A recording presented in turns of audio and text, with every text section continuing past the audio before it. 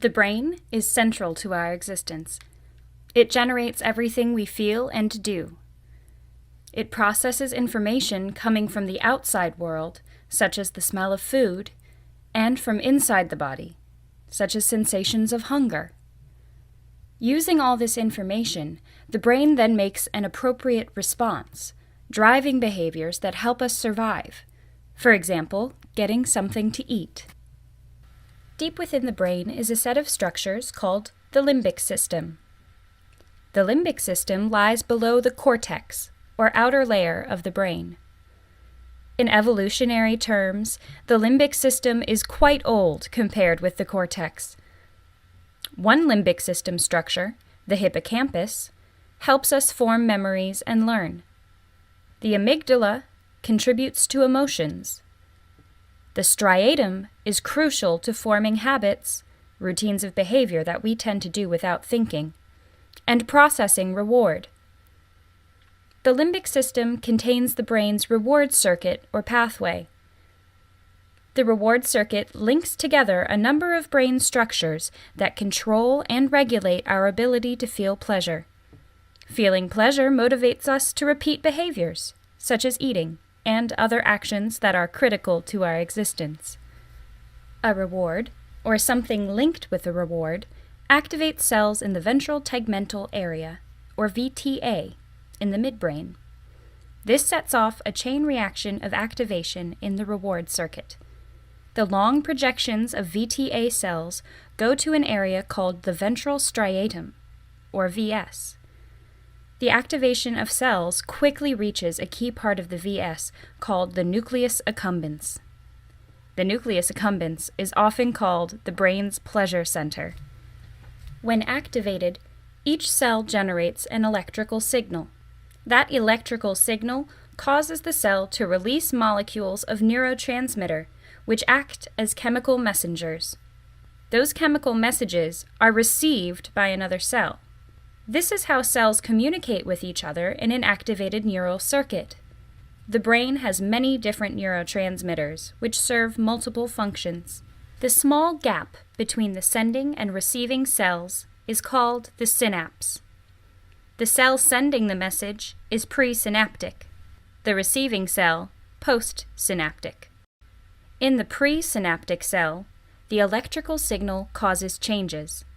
Some packets or vesicles that store neurotransmitter migrate to the cell membrane, merge with it, open up, and release neurotransmitter molecules into the synapse. In the reward pathway, dopamine neurons release the neurotransmitter dopamine.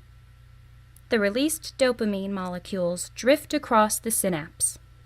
They link up with proteins called dopamine receptors on the surface of the receiving cell.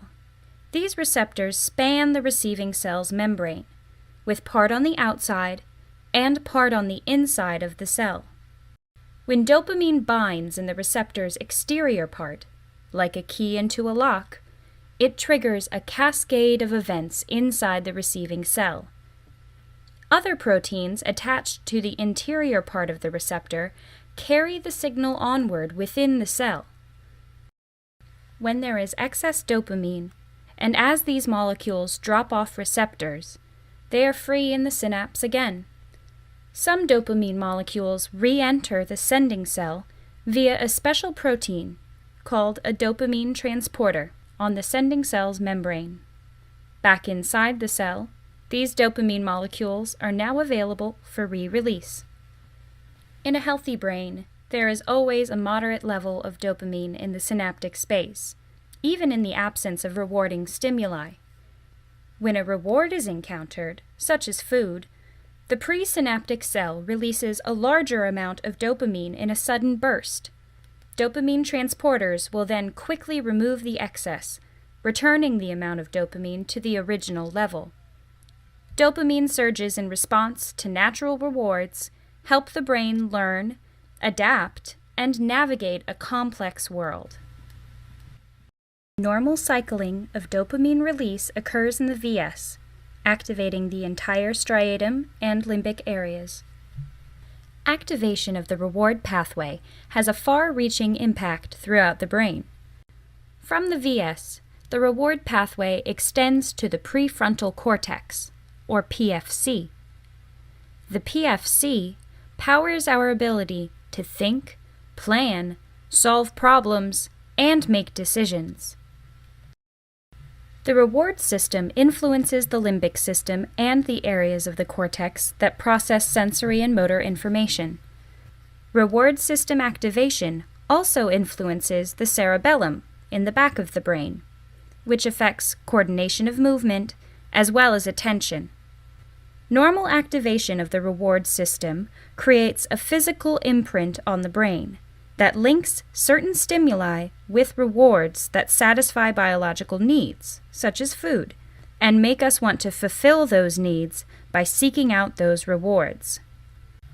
Once the brain associates a stimulus with a reward, just seeing the stimulus can trigger a surge of dopamine in the reward system. When someone first uses cocaine, the drug quickly enters the brain, where it blocks the transporters on the presynaptic cell. Since dopamine cannot re-enter the presynaptic cell, it begins to accumulate in the synapse, where it can reach abnormally high levels and remain there much longer than usual. The postsynaptic cell becomes hyperactivated, which produces a feeling of euphoria. This creates an incredibly powerful association between cocaine and pleasure, making a person want to repeat the experience of taking the drug. When someone first uses methamphetamine, the drug quickly enters the brain.